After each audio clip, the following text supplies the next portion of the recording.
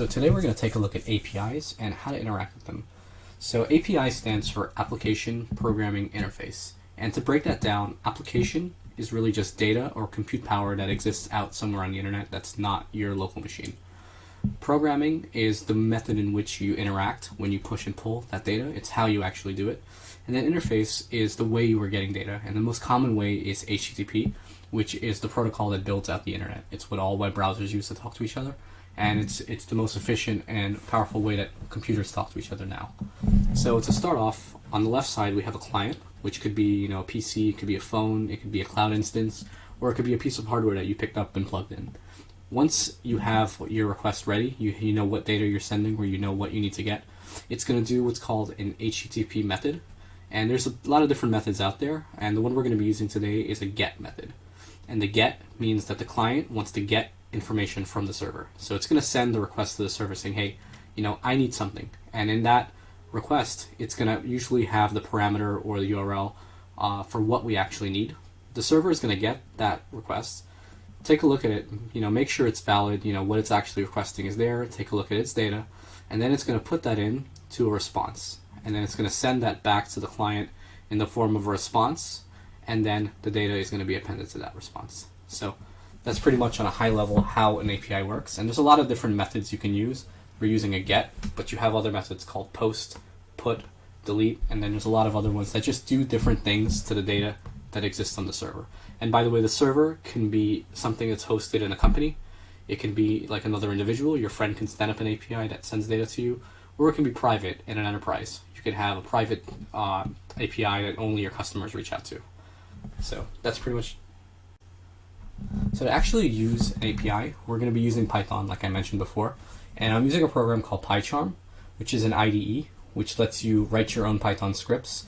You can interact with the Python console, and you can see your variables here and then open your own computer's terminal if you need to install third-party things. So to start off, we're going to use the import statement, which in Python imports a library or a module. And a library or module is a third-party piece of code that's written by someone else that we've installed and that we're going to use in our script. So the one we're going to use is called requests, which is a library that allows you to make and receive the request that we showed you in the previous diagram, and in that case it would be a GET request. So once we've imported request and we see no errors come out, that's there in memory and we can use it. Next, we're going to create a variable, and in this script what we're going to actually be doing is interacting with Amazon's public API. So Amazon AWS is a company that has a lot of internet services out there, and to make sure you're connecting to Amazon and not someone else, they release their public IPs out there so that you can program your firewalls or your computers to make sure that you're really connecting to Amazon. And that's a public API that's exposed, and all of their IP addresses exist on the API. And the API is hosted, remember I said application before was something that's hosted out on the internet that you're interacting with. This is the actual API. That's the gateway to the API, because that's the public address that's on HTTP that's exposed out there for you to interact with. And then we're defining that here so we can reference it later. So I'm just going to define that by putting it into a variable. And you can see on the right side that variable is now in memory with that URL. So next, we're going to create a function. So in Python, functions allow you to create reusable code that takes in an input, does something to that input, and then returns a response. So let's just put this into memory and I'll just walk you through what it does. So it creates a function called getAWS. That's just a name. It could be arbitrary, whatever you want to call it. Takes in an input, and this could be whatever you want to call it also. And then inside the function, it's going to use the request library here. And it's going to use a method of that library called get, which is getting a response from the server. And it's going to take in an input, and then if that input is not in JSON format, it's going to put it into JSON format like this. So JSON is the most common format. It's the format that Amazon exposes its IPs from. It's already in JSON format, so you don't really need to put this here, but I just like to put that in case there's any errors. It will put it back into JSON.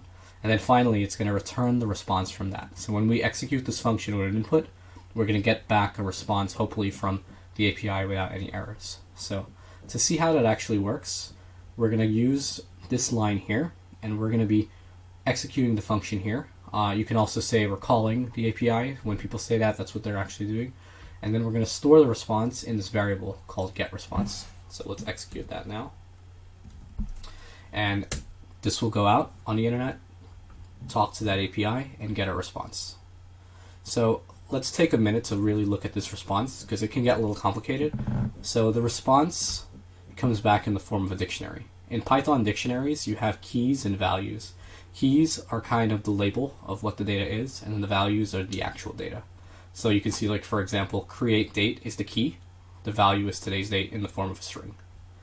Now prefixes is the one we care about.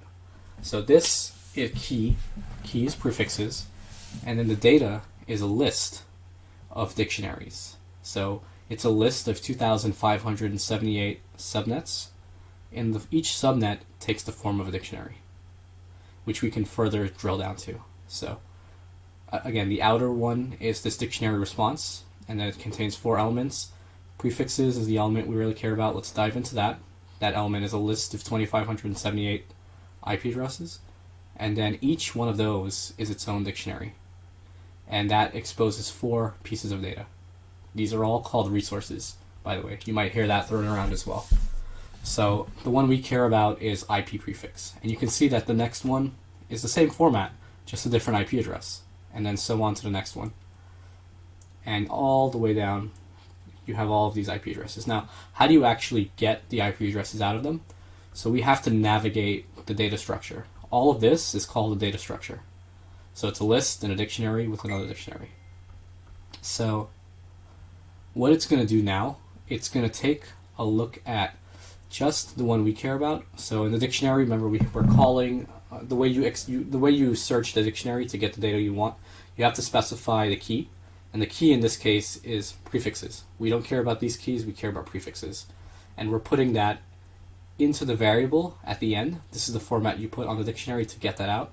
You put 2 brackets, you put the key, and then this variable now is just this here. It's not getResponse anymore, it's this right here that's highlighted.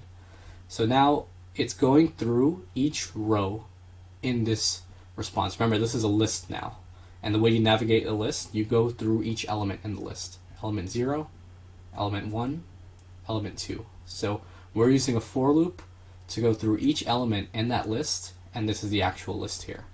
So it's going to go through each one of these elements, and then for each element in region, the way we're going to just pull the data we want out. Say the data is in the West Coast, and we just want to see the IP addresses for Amazon in the West Coast. We're going to specify US West 2. If that exists in data row could be anything you want to call it, by the way. So it's any variable because it's just used to cycle through that data. Data row, if this exists in the row, pull out that data row. So let's try executing that and see what happens.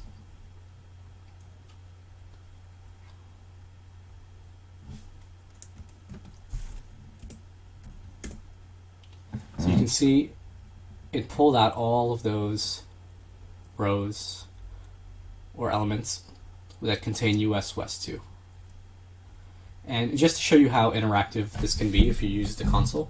So we already have this get response. You can actually put in Python, you can print the response and you'll see it actually print all of the data that we're seeing on the right side. So if we want to print create date,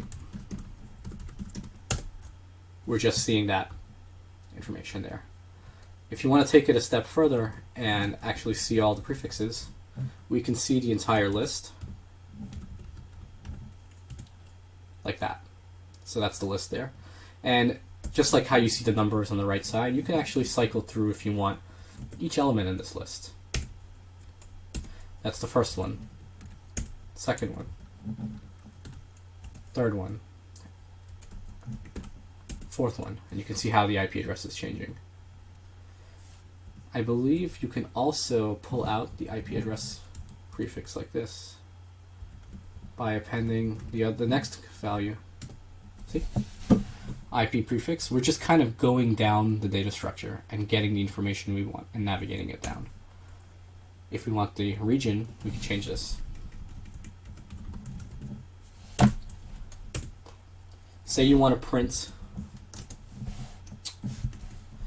both of them, we can use the print function. Now we have to make this a string because we're printing strings, and print only works with strings. Say we want to print the region and the IP address. Actually, let's just put the whole thing. We can do this. So keep in mind, we're completely interacting with the response for this API. If we were, pulling different data or a lot of different data, it would be multiple calls where we just did one call and we're interacting with it.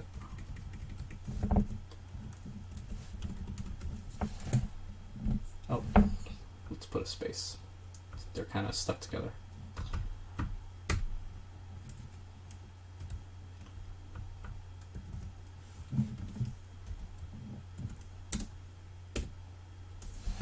As you see right there. Oops. You've got your response. And you can pretty much extract only the data you need. You can do a lot of different logic here to just get really granular into this list. And it's really useful, who wants to put all of this in a spreadsheet and have to modify it and take a look at it. You can just use a script like this to pull exactly what you need out and update any of your other systems. So that's kind of in a nutshell how to interact with APIs, and it's just a simple example.